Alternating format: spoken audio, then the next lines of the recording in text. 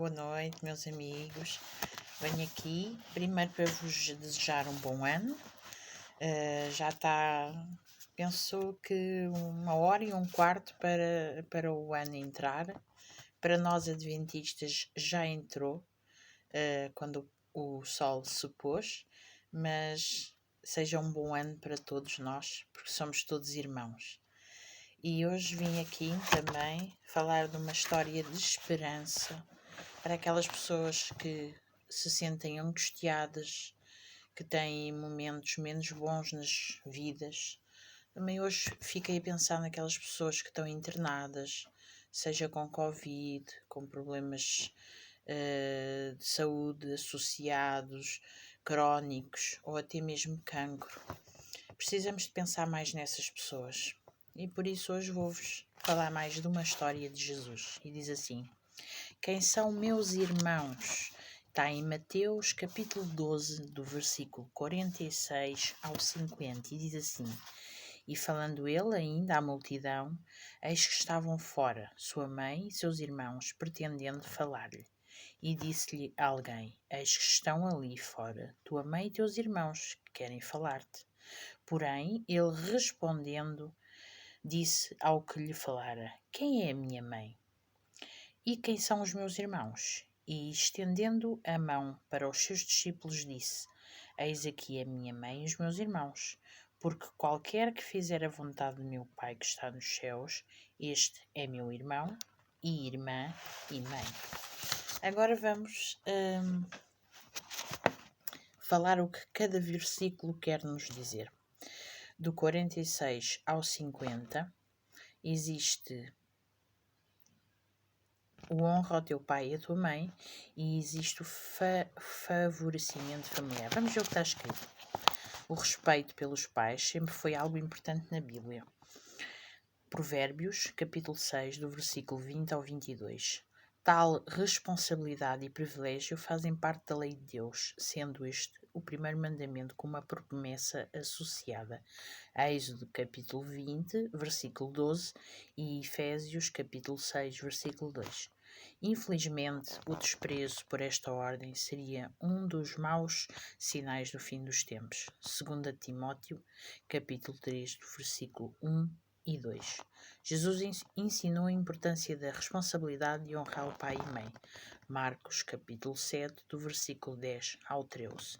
Jesus demonstrava o amor que o ligava à sua mãe, e disse temos a mais sublime testemunho na cruz do Calvário.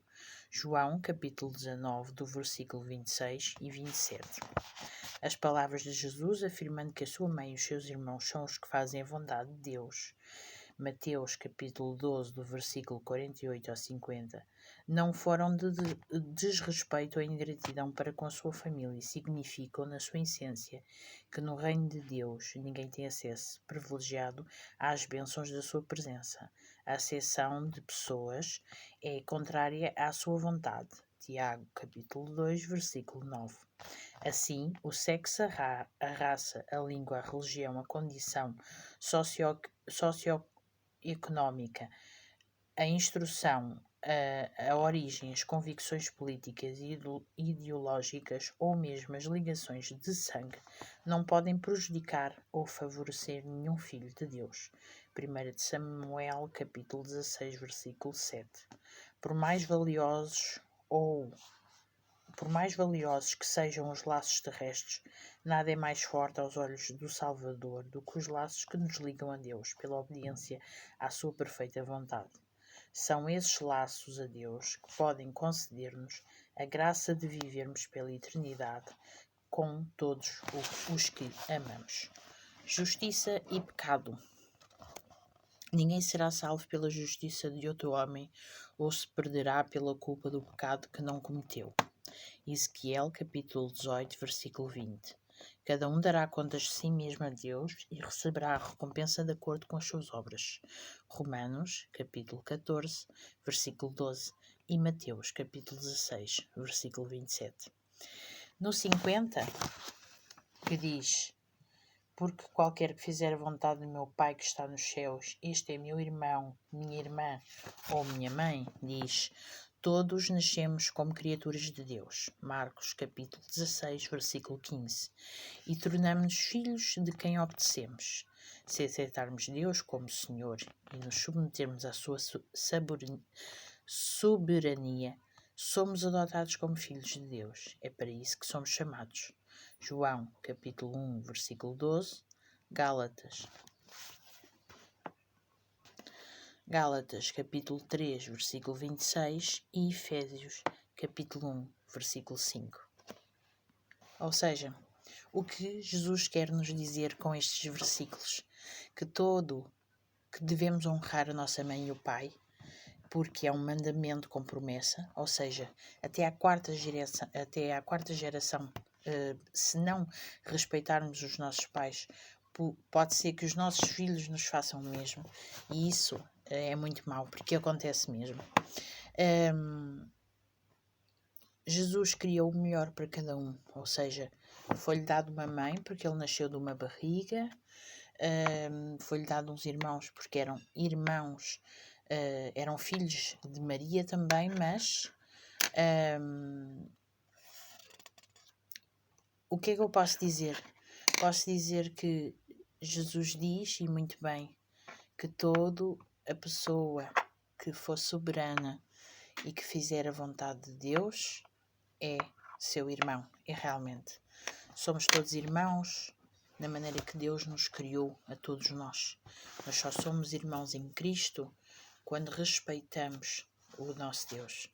E respeitar o nosso Deus inclui Deus e Jesus e o Espírito Santo. São 3 pessoas numa só, mas com capacidades diferentes de nos instruir da forma que nós necessitamos.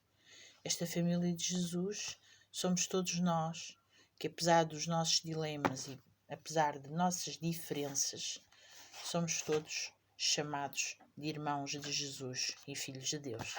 Não se esqueçam disso. Vamos entrar no novo ano com a capacidade de pensar que possamos ser melhores, sempre com a presença de Deus.